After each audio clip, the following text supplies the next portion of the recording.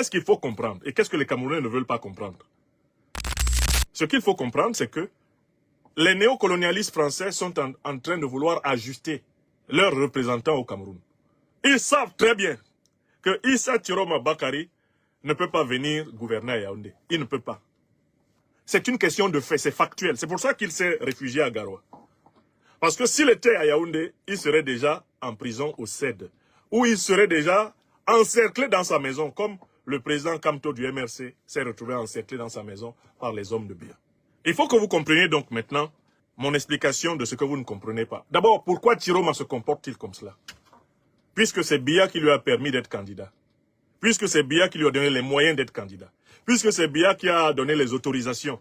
C'est Biya qui a donné les ordres à la police, à la préfectorale de le laisser. Il se comporte comme cela parce que il a été chargé d'épuiser, épuiser complètement les Camerounais.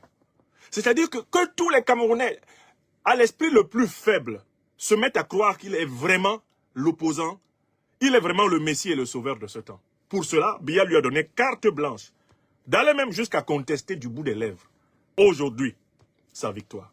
Cette contestation de la victoire que Biya va faire proclamer par Clément Atangana est un test pour voir dans le pays qui veut sortir pour Tiroma. Parce que Biya se donne 2 semaines pour essayer de broyer tous ceux qui veulent sortir pour Tiroma.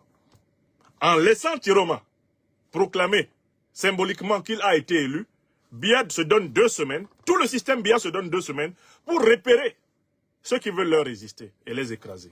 C'est ça le but. Tiroma est un appât pour attirer ceux qui veulent mourir pour un révolutionnaire spontané de 80 ans, qui pendant 25 ans a été ministre du tyran, porte-parole du tyran, et qui a juré ses grands dieux qu'il va accompagner le tyran jusqu'à la dernière minute de sa vie, comme président à vie de la République du Cameroun. C'est un piège qui est tendu au plus naïf, au plus candide des Camerounais, par Tiroma et son patron Biya. Je tiens à vous faire remarquer qu'il dit qu'il a été élu, et ce n'est qu'à Garoua qu'il y a des incidents. On ne l'a pas laissé à Garoua par hasard. C'est pour isoler les incidents à Garoua. Manipuler les quelques centaines de partisans de Tiroma qui ont cru en lui. Les manipuler, les utiliser pour indiquer qu'il y a quand même eu une opposition dans le pays.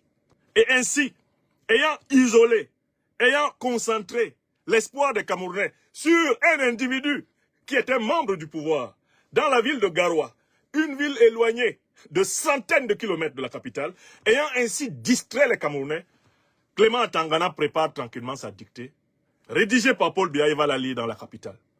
Et entre-temps, ceux qui attendaient un miracle qui viendrait du Nord n'auront plus